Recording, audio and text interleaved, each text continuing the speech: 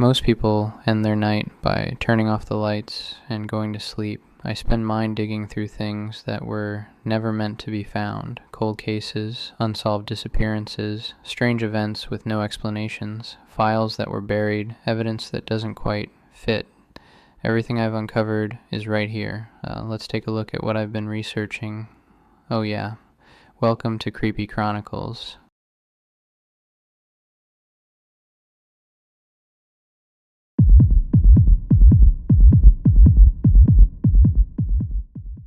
Deep in the remote wilderness of Chilean Patagonia, where the night is absolute and the only sound is the wind cutting through the grasses, something happened that confounded science and stirred the legends of the land. On the night of January 21st, 2025, at exactly 12:22 a.m., a wildlife camera trap operated by the University of Magallanes, UMAG, snapped 3 astonishing photographs within just 2 seconds.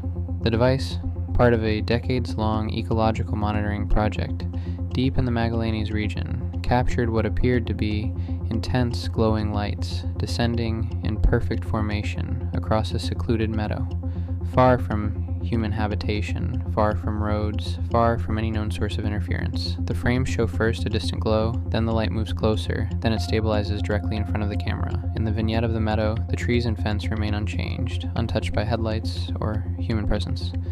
The lights did not flicker like engine lights. They glowed steadily like something alive. Scientists were stunned. The weather records show no storms. The terrain is isolated. There were no aircraft or satellites listed as passing. Researchers considered, then discarded common explanations: parasites or insects near the lens, military drones, meteor fragments, none fit. One leading researcher, Alejandro Kusch, admitted, "We cannot explain these lights."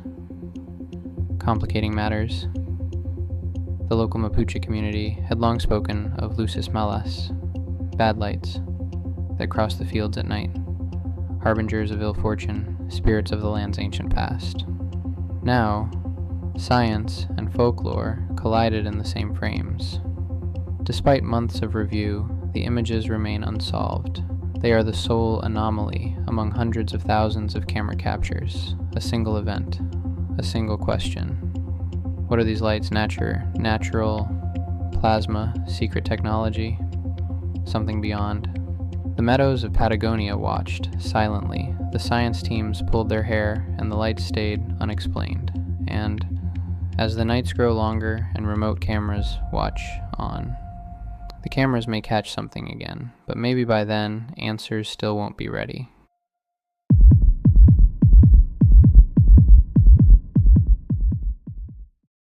It was late November in the remote wilds of Canada's Kivalliq region, a time when the air bites snow blankets every path and the only sound is the wind weaving through the evergreen trees. It was then that fur trapper Joe LaBelle arrived at what he believed would be a familiar stop, an Inuit settlement nestled near Lake Anjikuni.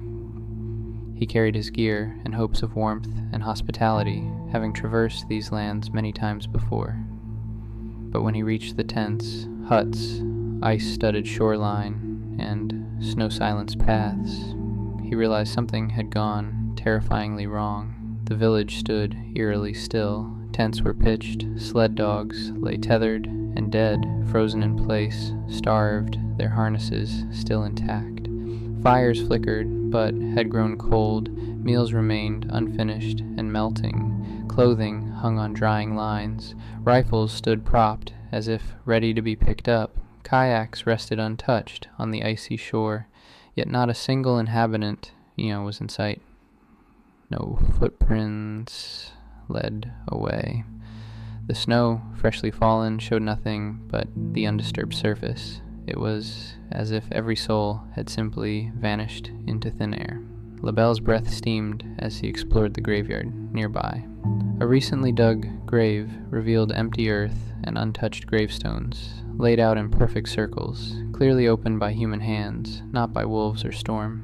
He reported the findings, but soon the silence grew even heavier. In the sky above the lake, he and his companions claimed to have seen strange blue pulsing lights, unlike the northern lights they knew so well, cylindrical, silent, shifting shape. The world beneath them remained frozen, and so too did their voices. The case drew attention. The Royal Canadian Mounted Police, RCMP, sent inquiries, but their findings were far less sensational. They found no official record of the event, no verified village head count, nothing to corroborate Labelle's story. As years passed, no one ever located the missing villagers. Not one was ever found. The story evolved. Some claimed hundreds vanished, others just a few, but the details always pointed to the same unnerving truth. The place remained inhabited only by icy breath and unanswered questions. Over time, theories multiplied: alien abduction, a massive, forced migration, spirit-driven exodus, or simple folklore twisted by time and retold after crackling fires. The more one examines the tale, the thinner the evidence becomes, and yet the feeling persists. In the empty huts and frost-bitten earth, in dog sleds still lashed and kayaks still moored, you find a question that won't leave. What happened when an entire village just disappeared? And so the lake remains. The snow still hushes the woods. The silence stretches northward. Lake Anjikuni keeps its secret in the cold.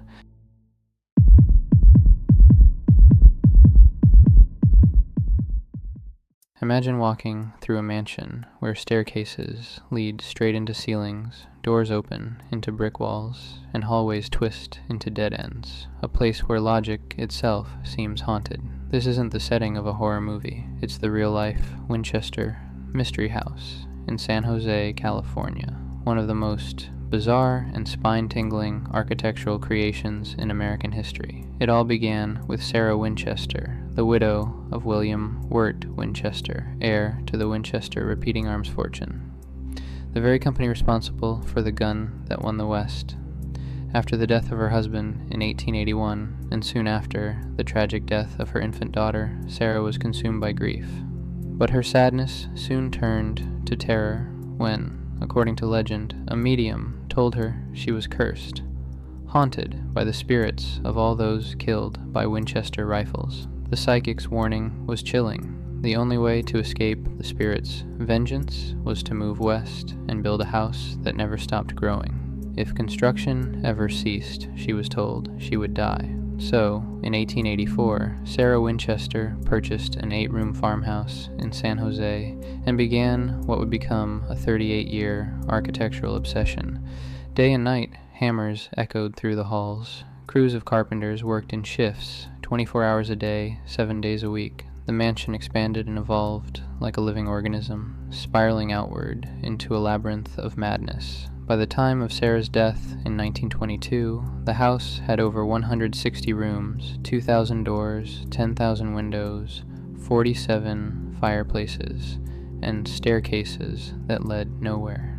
There were skylights built into floors, windows that peered into other rooms, and secret passages connecting distant corners of the estate. But perhaps most unsettling of all, was the reason behind these oddities. Many believe Sarah designed the confusing layout to distract, confuse, and trap angry spirits, restless souls, seeking revenge for their deaths by her family's invention. Each night at midnight, she reportedly entered her seance room to commune with these spirits, asking them for guidance on what to build next.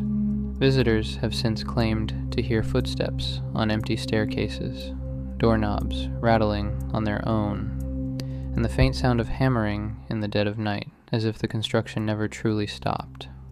Paranormal investigators report cold spots, ghostly apparitions, and whispers echoing from walls that seem alive with memory. To this day, the Winchester Mystery House stands as both a monument to grief and guilt, and a question that refuses to die. Was Sarah Winchester a madwoman tormented by superstition? Or did she truly believe she was protecting herself from the spirits that haunted her? No one knows for sure. But one thing is certain, even in death, her house still refuses to rest.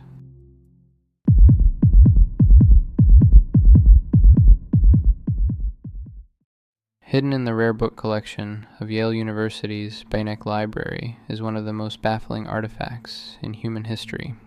A weathered 240-page book filled with strange symbols, undecipherable text, and eerie illustrations of plants that don't exist anywhere on Earth. It's called the Voynich Manuscript, named after Wilfrid Voynich, a Polish book dealer who purchased it in 1912.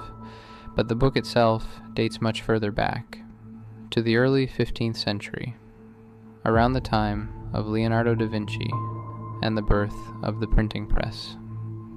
Each page looks like something out of a fever dream. There are intricate botanical drawings, but none of the plants are recognizable. Astrological diagrams filled with strange star clusters.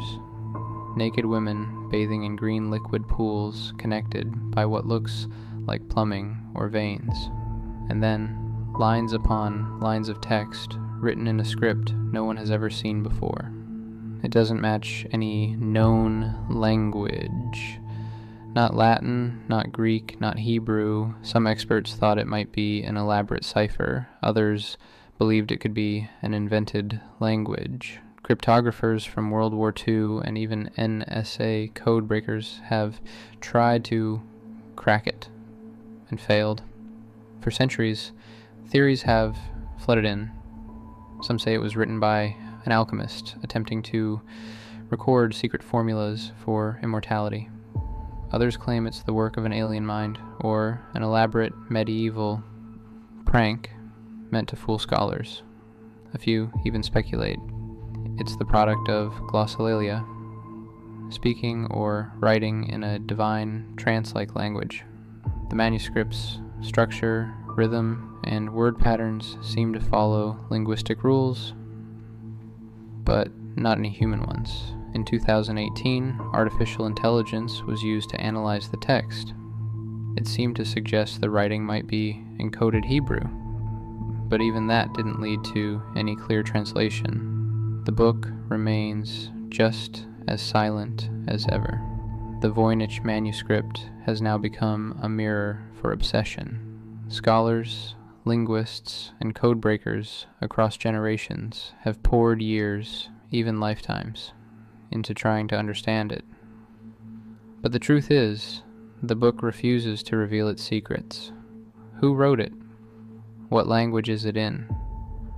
And why does it seem to exist just beyond the limits of human understanding? To this day, no one knows, and maybe no one ever will. If you made it this far, you're one of us now. The curious, the haunted, the ones who need to know. Make sure you like, comment, and subscribe before the next mystery finds you.